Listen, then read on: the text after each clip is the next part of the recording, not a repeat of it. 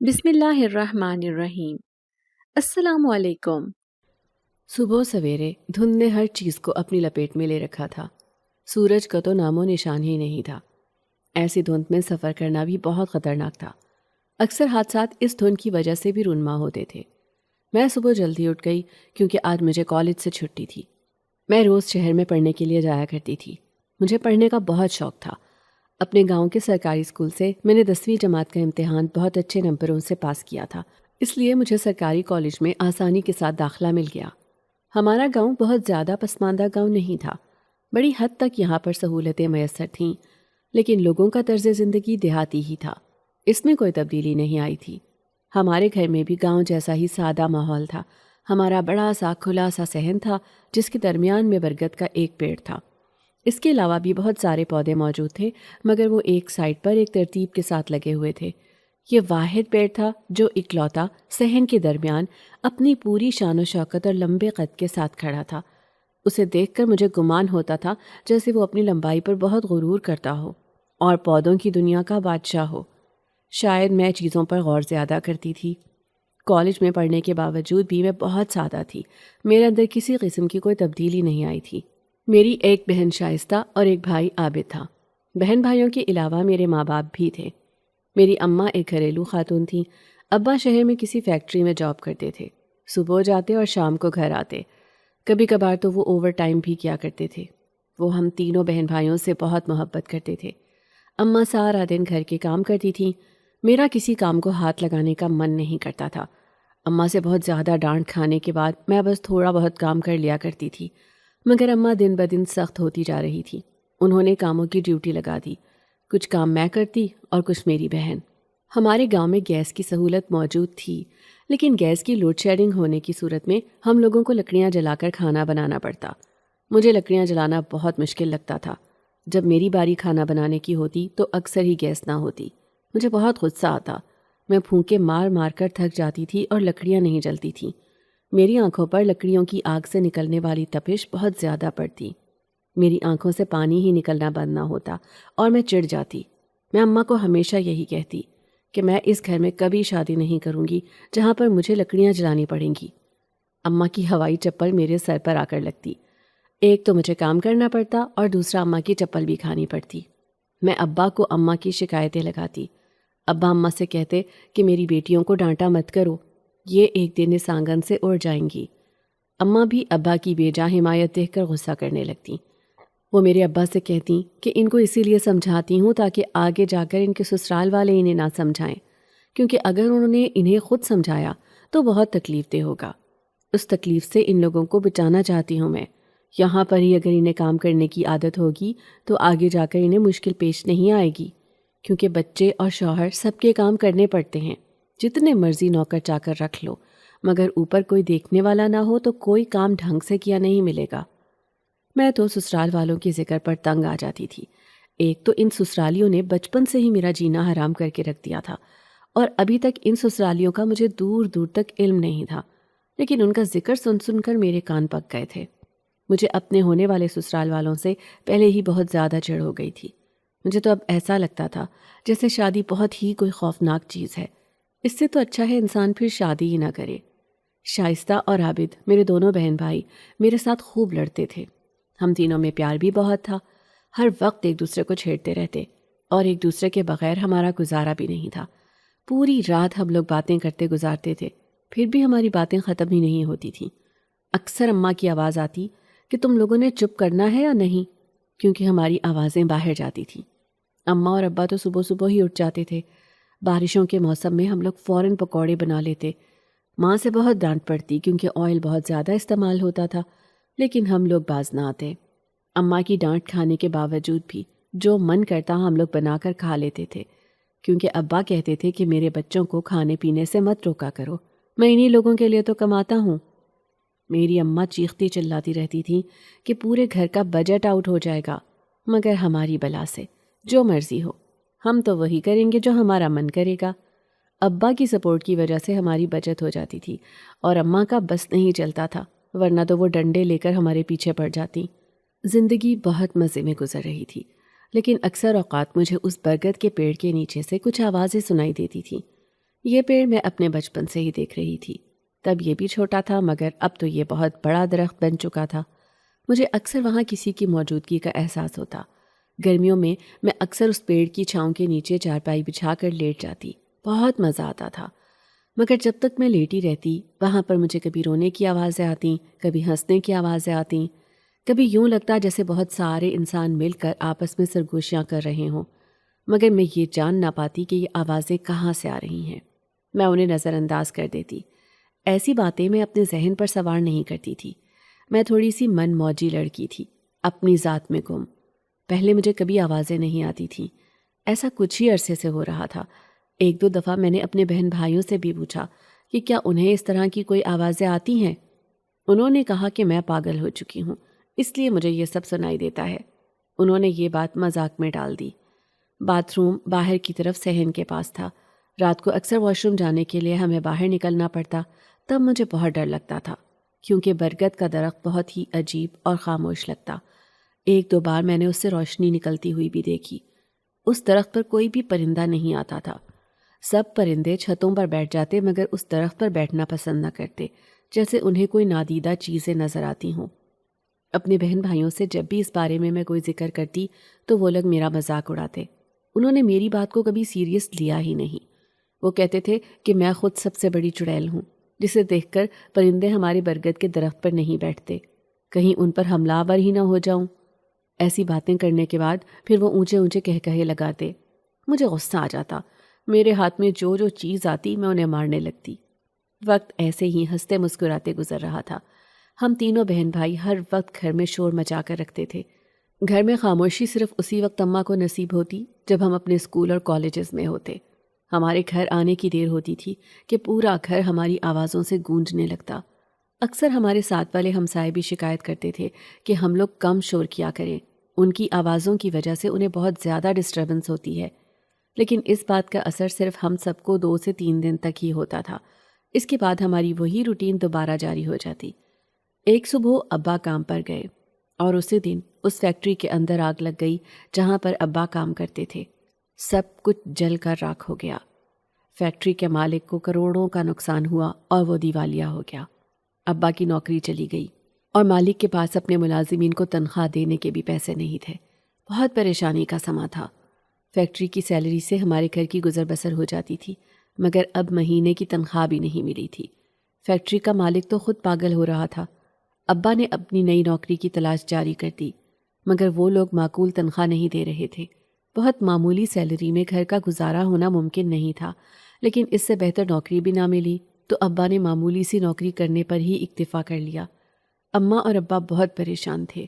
اماں تو ویسے ہی معمولی سی بات کو اپنے سر پر سوار کر لیتی تھیں اور یہ تو بہت بڑی بات تھی۔ ان دونوں کو ایسے دیکھ کر ہم تینوں بہن بھائی بھی فکر مند ہو گئے۔ دیکھنے میں ہم تینوں بہت ہی لاابالی تھے مگر اندر سے بے حد حساس تھے۔ اب ہمیں بھی گھر کے حالات کا علم تھا تو ہم بھی اماں کو زیادہ تنگ نہیں کرتے تھے۔ پہلے ہمارے گھر کی صورتحال مختلف تھی لیکن اب سچویشن بدل چکی تھی۔ جو پیسے ابا اتنی محنت کے ساتھ کما کر لاتے تھے وہ چند دنوں میں ہی ختم ہو جاتے تھے۔ باقی کا پورا مہینہ بہت مشکل سے گزارا ہو پاتا تھا۔ سمجھ نہیں آ رہی تھی ایسے حالات میں کیا کیا جائے۔ ایک دن میں برگد کے درخت کے نیچے بیٹھی ہوئی تھی۔ اچانک مجھے بچوں کے رونے کی آواز دوبارہ سنائی دی۔ میری بلی بھی آس پاس گھوم رہی تھی جسے بے حد بھوک لگی ہوئی تھی۔ میں نے برگد کے پیڑ کے نیچے دودھ کا پیالہ رکھا اور خود سونے کے لیے چلی گئی۔ جب اگلے دن میں وہاں آئی تو ایک سونے کا ڈبہ وہاں پڑا ہوا تھا اور میں نے اسے کھولا تو اس کے بعد تو جیسے میری زندگی ہی بدل گئی۔ اس کے اندر بے شمار پیسے تھے۔ میں بہت زیادہ خوش ہوئی۔ میرے لیے یہ بات بہت حیرانگی کا باعث بنی کہ ایک دودھ کا پیالہ رکھنے پر مجھے سونے کا ڈبہ اور اس کے اندر پیسے ملے۔ اگر میں اماں کو یہ سب بتاتی تو اماں ان سب پیسوں کو استعمال کرنے کی اجازت نہ دیتی۔ اس کے لیے میں نے ایک طریقہ سوچا، کیوں نہ اماں کو کہوں کہ میں ایک جگہ نوکری کرنے لگی ہوں اور وہاں سے یہ سب پیسے ملے ہیں، مگر نوکری میں پیسے تو 1 مہینے کے بعد ملنے تھے۔ میں نے ایسا کیا کہ اماں کے پیسوں والے دراز کے اندر یہ پیسے رکھ دیے اور کسی سے اس بات کا ذکر نہ کیا۔ کچھ دنوں بعد اماں نے وہاں پر پیسے دیکھے تو اماں بہت خوش اور حیران ہوئیں۔ کہنے لگیں کہ شاید میں ہی یہ پیسے رکھ کر بھول گئی تھی۔ کافی عرصے پہلے ایک بار اماں نے پیسے جمع کیے تھے جو اماں رکھ کر کہیں بھول گئی تھی۔ جب یہ پیسے ان کو سامنے پڑے نظر آئے تو انہیں لگا کہ یہ وہی گمشدہ پیسے ہیں۔ اس طرح یہ بات کور ہو گئی۔ اکثر میں وہاں پر اپنے حصے کا دودھ اس برگد کے درخت کے نیچے رکھتی تھی اور مجھے وہاں سے پیسے ملتے رہتے۔ میں کسی نہ کسی طریقے سے وہ پیسے اماں کو پہنچا دیتی۔ اس طرح ہماری بہت زیادہ مدد ہو جاتی تھی، لیکن میرا بہت دل کرتا تھا میں اس راز کو جانوں کہ وہ پیسے یہاں پر کون رکھتا ہے۔ ایک دن رات کو میں نے وہاں پر دودھ کا پیالہ رکھا، خود چھپ کر دیکھنے لگی۔ کچھ دیر بعد میں نے دیکھا کہ وہاں پر ایک بلی آئی اور اس نے دودھ پیا۔ اس کے بعد آہستہ آہستہ بہت ساری بلی آتی جاتی تھی اور دودھ کا پیالہ پیتی جاتی تھی۔ کچھ ہی منٹوں کے بعد وہ پیالہ خالی ہو گیا۔ اس کے بعد انہوں نے اس پیالے کو ایک سائڈ پہ رکھا اور اس کی جگہ پر پیسے رکھ دیے۔ حیرت کی بات یہ تھی کہ وہ بلیاں اور یہ ساری آوازیں میرے علاوہ گھر میں کسی کو سنائی نہیں دیتی تھیں۔ میں روز جب بھی دودھ کا پیالہ رکھتی تو وہ بلیاں آ کر دودھ پینے لگتی تھیں۔ اس کے علاوہ میں نے وہاں پر اور کسی کو نہیں دیکھا۔ میرے ذہن میں یہی خیال آ رہا تھا کہ کہیں جنات تو نہیں، کیونکہ وہی ایسے بلیوں کی شکل میں آتے ہیں اور پیسے رکھ کر جاتے ہوں گے، کیونکہ کوئی بلی پیسے کہاں سے لے کر آئے گی، اور نہ ہی اس کے اندر اتنی سمجھ بوجھ ہوتی ہے کہ وہ پیسے دودھ کے بدلے میں وہاں پر رکھے۔ ذہن میں مختلف خیالات بہہ رہے تھے۔ ایک دو دن کے بعد میں نے برگد کے درخت کے نیچے کھڑے ہو کر ان بلیوں کو آوازیں دیں۔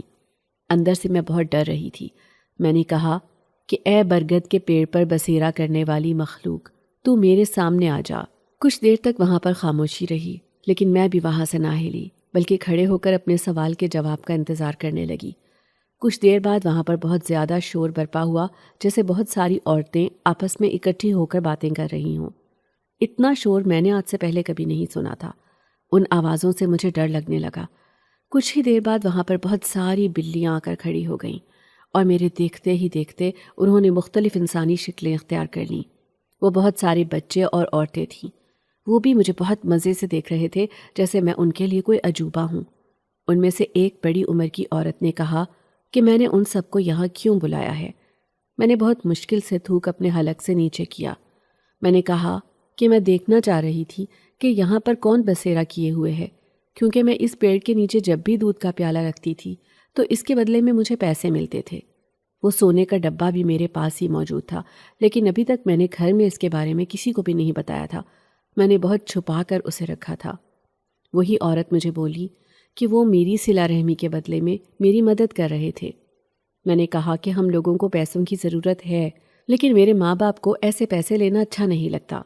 انہوں نے کہا کہ وہ کسی نہ کسی طریقے سے ہماری مدد ضرور کریں گے، بس میں ان کے ساتھ کبھی پنگا نہ کروں۔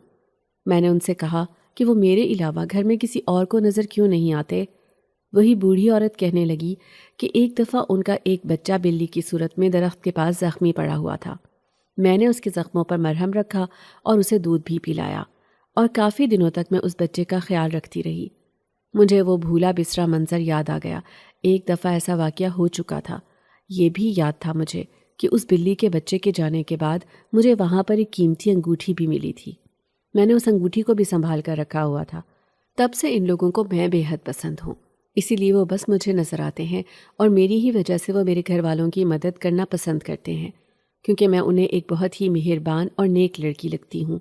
وہ بہت عرصے سے اس برگد کے پیڑ پر بسیرا کیے ہوئے ہیں۔ انہیں میری مدد کرنا بہت اچھا لگتا ہے۔ کچھ دیر وہ مجھ سے باتیں کرتے رہے، اس کے بعد وہ سب غائب ہو گئے۔ انہی دنوں میں میرے چچا ہمارے گھر آنے والے تھے۔ وہ کسی دوسرے شہر میں مقیم تھے۔ اب چونکہ چھٹیاں ہو چکی تھیں تو انہوں نے سوچا کہ وہ ہمارے گھر کچھ دن آ کر رکیں گے۔ وہ ہر سال ہمارے گھر رکنے کے لیے آتے تھے۔ ہم سب کو آپس میں بہت مزہ آتا تھا، کیونکہ کزنز جب سب آپس میں اکٹھے ہوتے تھے تو بہت ہلہ گلا ہوتا تھا۔ مگر اس بار ہمارے گھر کے حالات بہت مختلف تھے۔ اماں کو اسی بات کی فکر تھی کہ جب وہ کچھ دن یہاں پر رکیں گے تو ہم ان کی خاطر مدارت کیسے کریں گے۔ میں نے اماں کو کہا کہ میں آپ کو ایک وظیفہ بتاتی ہوں، جب آپ وہ وظیفہ پڑھیں گی تو آپ کے پاس جتنے بھی پیسے موجود ہوں گے ان میں برکت پڑ جایا کرے گی، اور وہ مہینہ پورا ہونے سے پہلے کبھی ختم بھی نہیں ہوں گے۔ اماں نے ایسے ہی کیا۔ میں نے ان جنات کو کہہ دیا تھا کہ وہ میری ماں کے پیسوں والے دراز میں پیسوں کو کبھی ختم نہ ہونے دیں۔ اماں جب بھی کچھ پیسے وہاں سے نکالتیں تو اتنے ہی پیسے جنات وہاں پر رکھتے تھے۔ اس کے علاوہ وہ میرے والد صاحب کو کام کی جگہ پر اوور ٹائم لگوانے کا موقع بھی دلوا دیتے۔ ان کے باس کے ذہن میں کوئی نہ کوئی ایسا خیال ڈال دیتے کہ وہ میرے ابا کو اضافی پیسے بھی دے دیتے۔ یوں ہمارے گھر کا سسٹم بہتر ہو گیا۔ میرا بھی کالج مکمل ہو چکا تھا۔ گھر کے حالات اس بات کی اجازت نہیں دے رہے تھے کہ میں اپنی پڑھائی کو مزید جاری رکھ سکوں۔ چچا کے بھی آنے میں ابھی کچھ دن باقی تھے۔ میں نے اماں کو کہا کہ آج کل چھٹیاں ہیں، اکیڈمیز کے اندر ویکینسیز خالی ہوتی ہیں، میں شہر کی کسی اکیڈمی میں پڑھانے لگ جاؤں تو 3 گھنٹے وہاں پر پڑھانے کے بعد اچھی خاصی رقم مل جاتی ہے۔ کالج تو میرا ویسے بھی مکمل ہو چکا تھا، گھر میں فارغ رہ کر بیٹھنے کا کوئی فائدہ مجھے نظر نہیں آتا تھا۔ میں نے اماں کو کہا کہ گھر میں فالتو بیٹھ کر الٹی سیدھی سوچیں سوچنے سے بہتر ہے کہ میں اپنے آپ کو کسی کام میں مصروف کر لوں، اس طرح میرا دل بھی لگا رہے گا اور پیسے بھی ہاتھ آئیں گے۔ اماں اور ابا دونوں نے مجھے اجازت دے دی۔ میں شہر جا کر کافی اکیڈمیز کے اندر گئی، لیکن وہاں پر مجھے کوئی ویکینسی نہ ملی۔ میں بہت مایوس ہوئی اور میرا دل بھی بہت برا ہوا۔ گھر آ کر میں نے ماں سے اس بارے میں کوئی بھی بات نہ کی۔ میں نے کہا کہ ابھی میں کوئی مناسب اکیڈمی ڈھونڈ رہی ہوں، مگر میں بہت پریشان تھی۔ جتنی اچھی اکیڈمیز تھیں ان سب میں مجھے نوکری نہیں ملی تھی۔ میں برگد کے درخت کے نیچے اداس کھڑی ہوئی تھی۔ میں نے اپنی دوست بلیوں کو آوازیں دیں، پھر 2-3 بلیاں میری آوازیں سن کر مجھے درخت سے نیچے پھلانگتی ہوئی دکھائی تھیں۔ میرے سامنے انہوں نے انسانی قالب اختیار کر لیا۔ مجھ سے پوچھنے لگیں کہ میں کیوں پریشان لگ رہی ہوں، اگر مجھے کوئی مسئلہ ہے تو میں ان لوگوں سے شیئر کر سکتی ہوں۔ میں اللہ سے ساری رات یہی دعا کرتی رہی تھی کہ وہ میرے کمانے کا کوئی ذریعہ بنا دے۔ پھر میرے ذہن میں ان جنات کا خیال آیا، شاید وہ میری مدد کر سکیں، وسیلے بھی تو اللہ ہی بناتا ہے۔ میں نے اپنی پریشانی کا ذکر ان لوگوں سے کیا۔ انہوں نے کہا کہ میں اپنے گھر میں یہی کہوں کہ میں کسی اکیڈمی کے اندر جاب کر رہی ہوں، اور جب میں گھر سے باہر نکلوں گی تو وہ لوگ آگے سے مجھے لے لیں گے۔ اکیڈمی کے 2 گھنٹے میں ان لوگوں کے ساتھ گزار لیا کروں، وہ لوگ مجھے کرنے کے لیے کام بھی دیں گے اور اس کے بدلے میں مجھے اچھے پیسے ملیں گے۔ ان کے کہنے کے مطابق میں جاب اکیڈمی میں ہی کروں گی، لیکن وہ اکیڈمی جنات کی ہوگی نہ کہ انسانوں کی۔ میں بہت زیادہ حیران ہوئی۔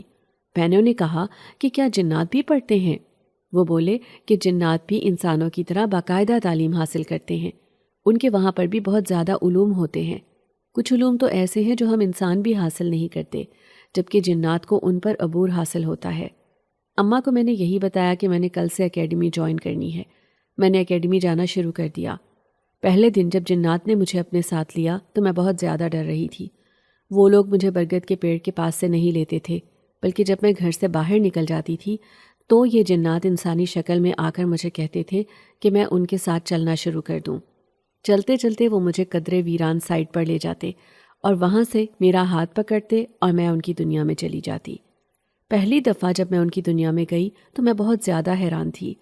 میں اندر سے بہت زیادہ ڈر بھی رہی تھی کہ کہیں ایسا نہ ہو کہ یہ لوگ مجھے کوئی نقصان پہنچا دیں، لیکن میرا ڈر کچھ ہی دیر کے بعد ختم ہو گیا، کیونکہ جب میں ان کے ساتھ گئی تو وہاں پر بہت سے جنات نظر آ رہے تھے۔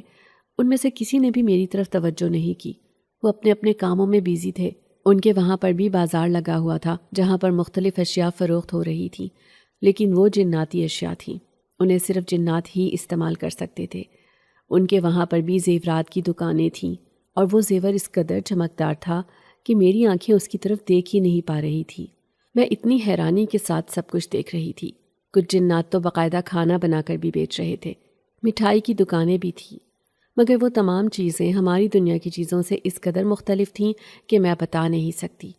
ان کے گھر بھی بنے ہوئے تھے، کھیت بھی دور سے نظر آ رہے تھے، بڑی بڑی عمارتیں تھیں۔ کچھ جنات تو عالم لگ رہے تھے کیونکہ انہوں نے ویسے ہی کپڑے زیب تن کیے تھے۔ مجھے یقین نہیں آ رہا تھا، میں ایک جناتی دنیا میں تھی۔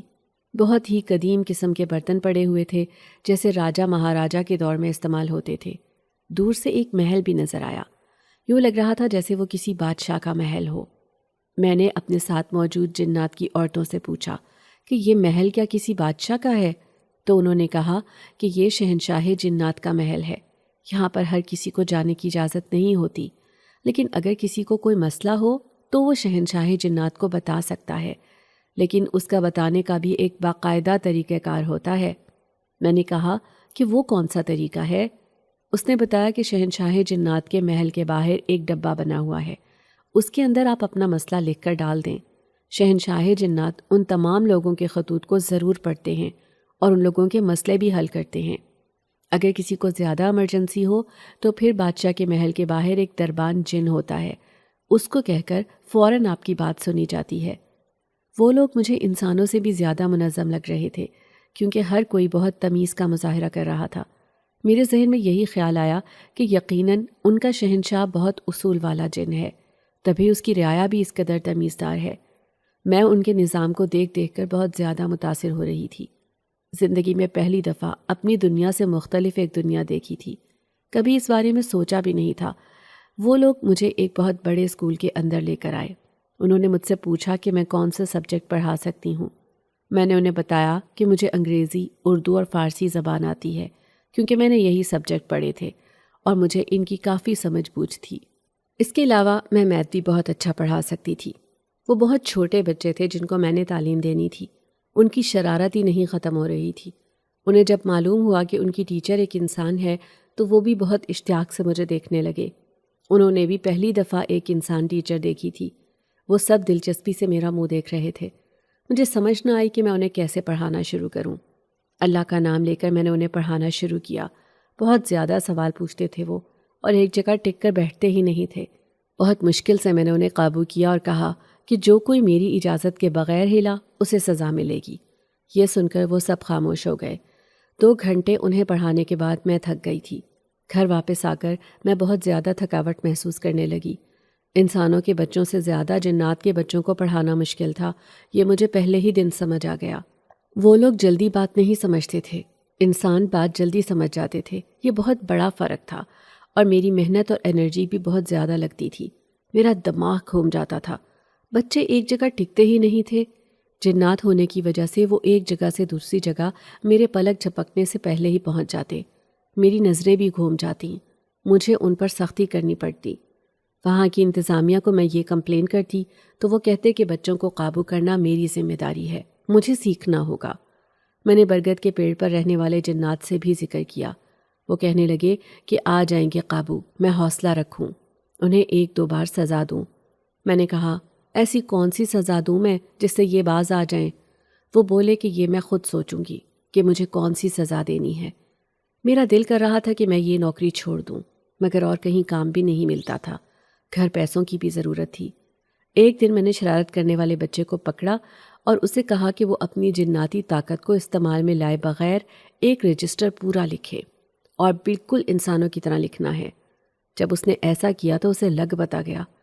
ایسی سخت سزا دیکھ کر سب بچے بھی قدرے ڈر گئے اور شرارتیں کم ہونے لگیں۔ مجھے بھی انہیں پڑھانے کا طریقہ سمجھ آ گیا۔ وہ بچے اکثر میرے لیے مختلف چیزیں لاتے، خاص طور پر کھانے پینے والی۔ ان میں بہت مزے کی مٹھائیاں بھی ہوتی تھیں۔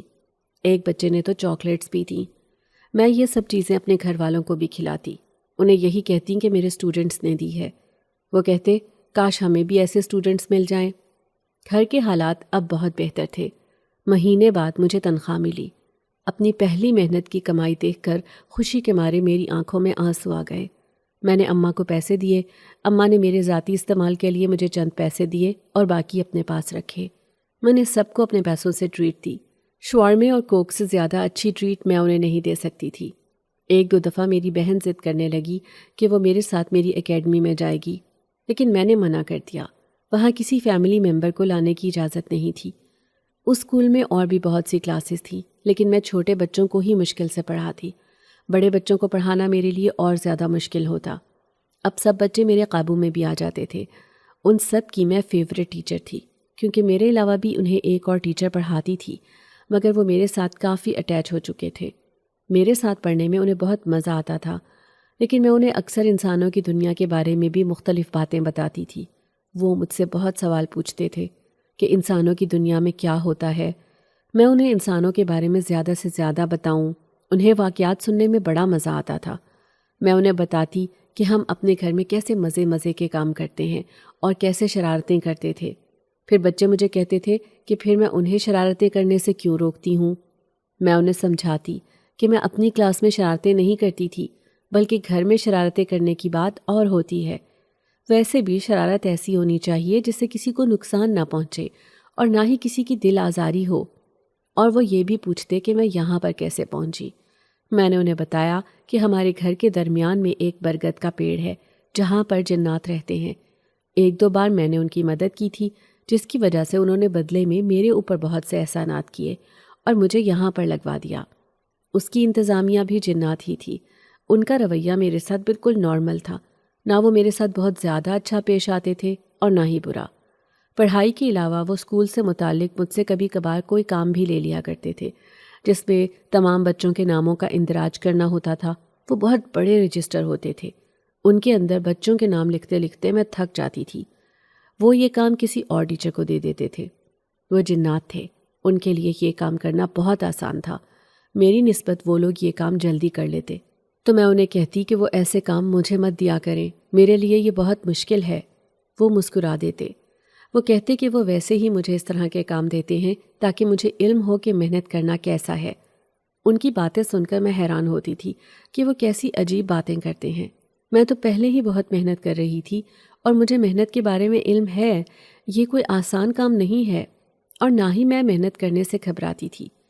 کچھ دنوں بعد اسکول کے اندر بہت بڑا فنکشن تھا، اور انہوں نے مجھے بھی دعوت دی تھی کہ میں بھی ان کے فنکشن میں ضرور شامل ہوں۔ برگد کے پیڑ کے جنات سے میں نے مشورہ کیا کہ کیا مجھے اسکول کی دعوت میں جانا چاہیے۔ انہوں نے کہا کہ اب میں اسکول کا حصہ ہوں اور مجھے اس فنکشن کو مس نہیں کرنا چاہیے، مجھے بہت کچھ وہاں دیکھنے کو ملے گا۔ میں ان سے بولی کہ وہ لوگ بھی میرے ساتھ وہاں پر چلیں۔ انہوں نے منع کر دیا۔ وہ لوگ وہاں نہیں جا سکتے تھے کیونکہ صرف اسکول کے لوگوں کا فنکشن تھا۔ ہم لوگ وہاں پر کوئی کام نہیں کرتے، اس لیے ہمارا داخلہ وہاں پر ممنوع ہے، اور ہمارے لیے قانون کی پاسداری کرنا بہت ضروری ہے، ورنہ شہنشاہ جنات کی طرف سے ہم سزا کے حقدار ٹھہریں گے۔ کچھ ہی دنوں بعد وہاں پر فنکشن ہوا۔ اسکول کے اندر بہت ساری تیاریاں چل رہی تھیں۔ میں ان تیاریوں میں شامل نہیں تھی کیونکہ مجھے نہیں معلوم تھا کہ ان کے یہاں پر فنکشن کے اندر کیا کیا ہوتا ہے۔ مجھے ویسے بھی فنکشن کے اندر حصہ لینے کا کوئی شوق نہیں تھا۔ بچے بہت ہی پرجوش تھے۔ اسکول والوں نے مجھے بھی خاص طور پر بہت ہی پیارا لباس دیا تھا۔ میں نے وہی لباس فنکشن پر پہن کر آنا تھا۔ اسکول کی انتظامیہ نے تمام ٹیچرز کو اسکول کی طرف سے کپڑے تحفے میں دیے تھے۔ میں نے فنکشن پر جانے کی تیاری مکمل کر لی۔ پھر میں نے یہی کہا کہ اکیڈمی میں ہمارے سر نے فنکشن ارینج کیا ہے اور ہم سب کو وہاں پر دعوت دی ہے۔ میں وہاں پر گئی تو مجھے معلوم ہوا کہ وہ لوگ تو انسانوں سے بھی زیادہ بہترین فنکشن کرتے ہیں۔ ہر چیز بہت ہی خوبصورت تھی۔ اسکول کو بہت اچھا سجایا گیا تھا۔ ہر طرف پھول ہی پھول تھے، اور ان تازہ پھولوں کی مہک ہر طرف پھیلی ہوئی تھی۔ مجھے بہت خوشگوار احساس ہو رہا تھا۔ ایک طرف کھلا میدان بھی تھا کیونکہ اسکول کی گراؤنڈ کے ساتھ ایک بہت بڑے کھلے میدان میں یہ سب فنکشن کیا گیا تھا، مگر اسکول کو بھی سجایا گیا تھا۔ سارے بچے وہاں پر جمع ہو چکے تھے۔ سب لوگ بہت ہی پیارے لگ رہے تھے۔ سب سے پہلے وہاں پر ایک بچی نے تلاوت کی، اس کے بعد نعت گائی گئی، پھر کافی دیر تک حضرت محمد صلی اللہ علیہ وسلم پر درود اور سلام بھیجا گیا۔ ان کا فنکشن ہمارے اسکولز کے فنکشن سے بہتر تھا۔ وہاں پر کسی قسم کا کوئی ناچ گانا نہیں تھا، بلکہ انہوں نے اسلامی تاریخ کے متعلق بیان دیا۔ مجھے بہت مزہ آیا۔ اسلام کے بارے میں مجھے بھی بہت سی نئی چیزیں معلوم ہوئیں۔ یہ میرے لیے بہت ہی خوشگوار تجربہ تھا۔ اس کے بعد مختلف قسم کے چھوٹے موٹے ڈرامے پیش کیے گئے جن کے اندر بہت ہی سبق آموز کہانیاں تھیں۔ مختلف ٹیچرز کو ان کی پرسنالٹی کے مطابق لقب دیے گئے۔ اس کے بعد کھانے کا دور چلا۔ بہت ہی مختلف اور انواع و اقسام کے کھانے میں نے دیکھے، اور وہ کھانے اس قدر لذیذ تھے کہ میں بتا نہیں سکتی۔ کوئی جتنا مرضی کھائے، وہ کھانے ختم ہونے کا نام ہی نہیں لیتے تھے۔ خاص طور پر میٹھے میں 15 سے 20 ڈشز تھیں۔ مجھ سے تو ساری ڈشز چکھی بھی نہ گئیں۔ جب فنکشن اپنے اختتام کو پہنچنے لگا تو انہوں نے تمام ٹیچرز کو بہت سے تحفے دیے۔ بہت ہی نایاب تحائف تھے۔ میں بہت زیادہ خوش تھی۔ مجھے ان کے فنکشن میں بہت مزہ آیا اور بہت کچھ سیکھنے کو بھی ملا۔ اس فنکشن کے اندر کوئی بھی مہمان خصوصی نہیں تھا۔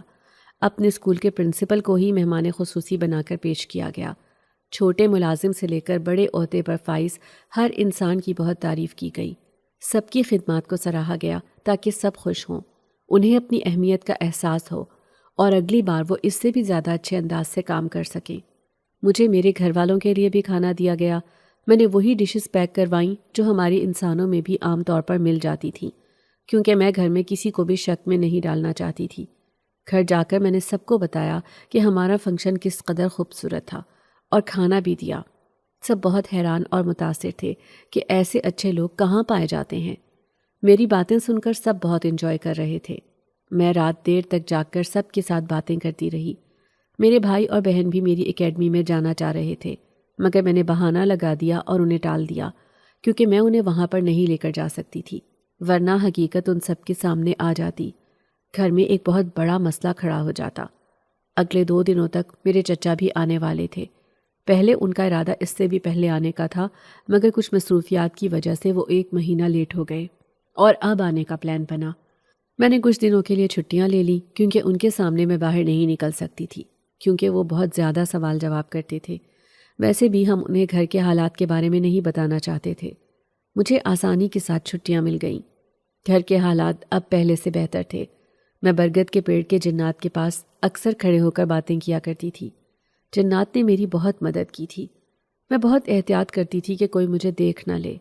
میرے چچا اپنی فیملی کے ساتھ ہمارے گھر پہنچ چکے تھے۔ ہم نے ان کی خاطر تواضع کی۔ میری کزن بھی آئی ہوئی تھی۔ مجھے اس کے ساتھ بہت مزہ آتا۔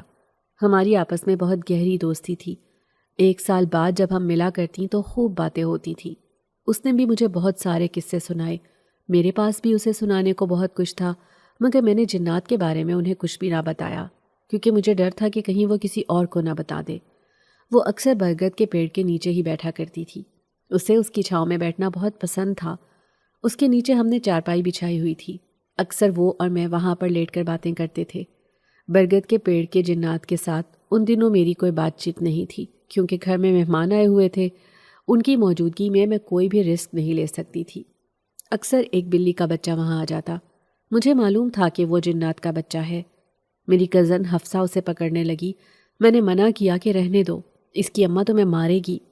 اپنے سامنے میں نے اسے ٹال دیا اور بلی کے بچے کو پکڑنے نہ دیا کیونکہ جنات کا کوئی بھروسہ نہیں تھا۔ وہ اس عمل سے ناراض ہو جاتے یا پھر وہ بلی کا بچہ ہی اسے نقصان پہنچا دیتا۔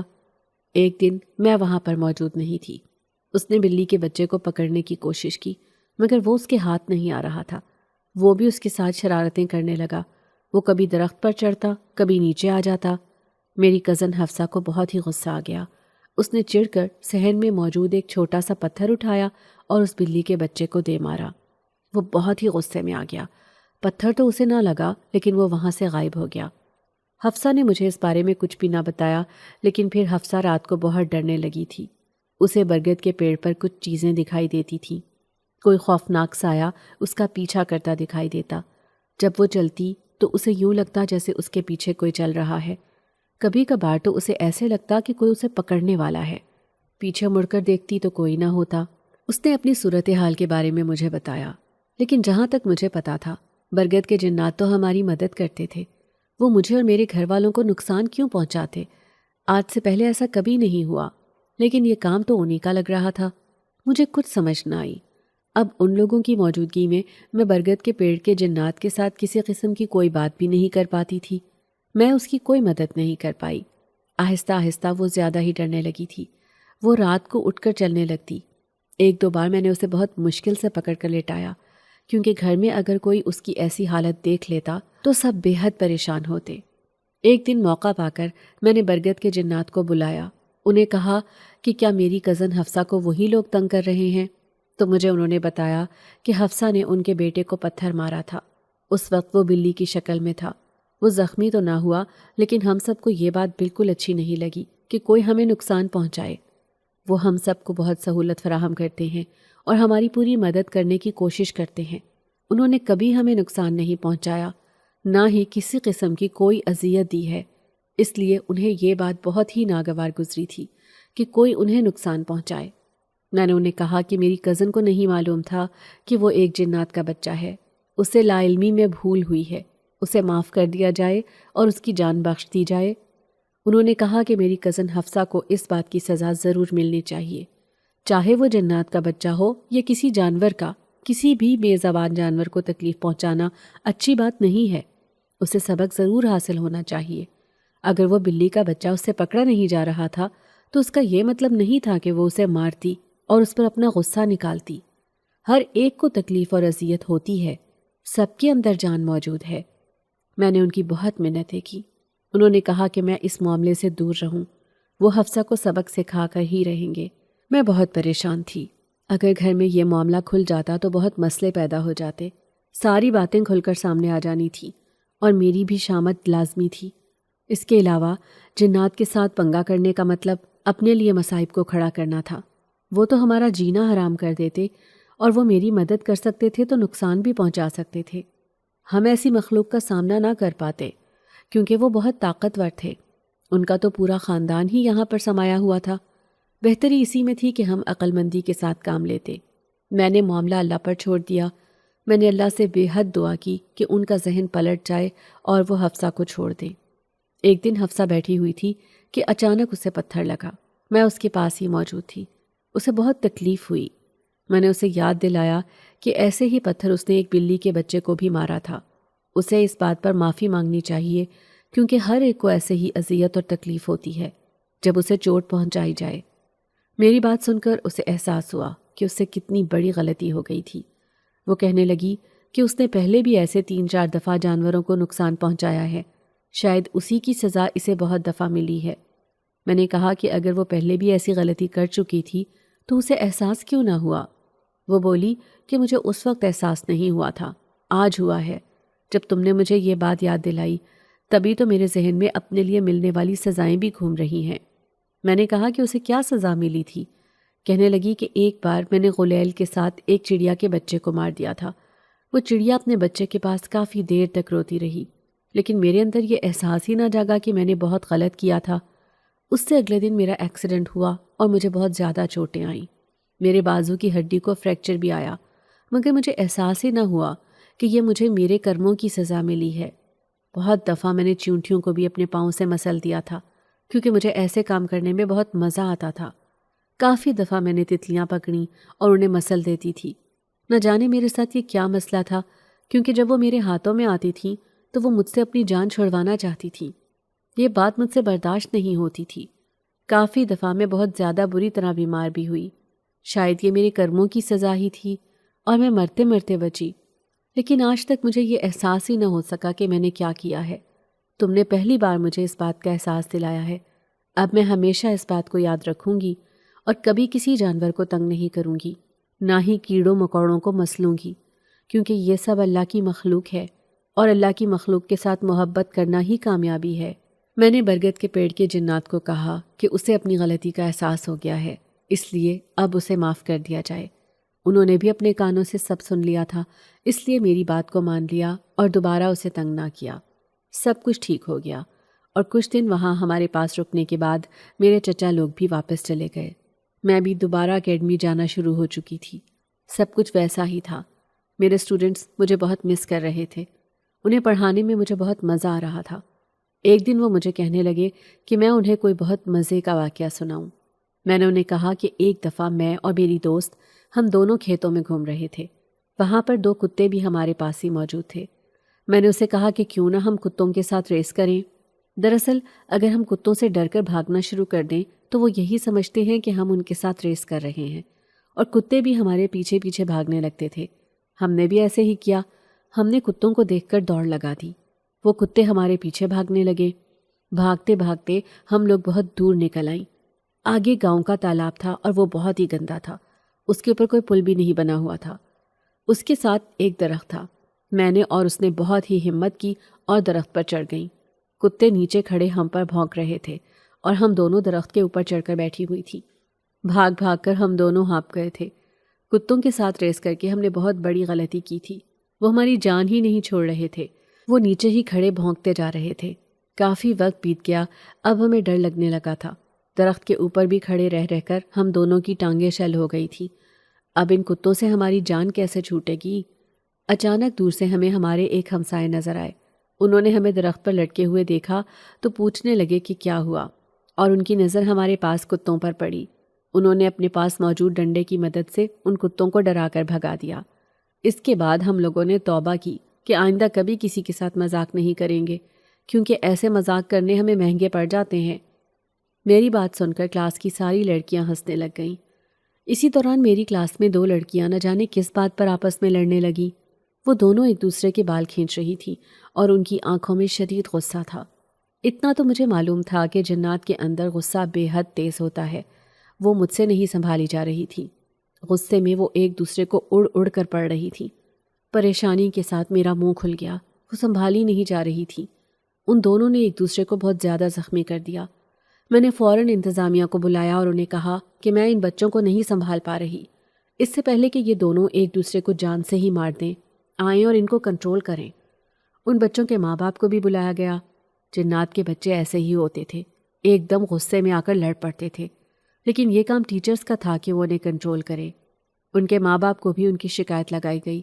اسکول والے سب میرے ارد گرد بھی جمع ہو گئے کہ میں اگر بچوں کو قابو نہیں کر سکتی تو مجھے اس جاب کو چھوڑنا پڑے گا۔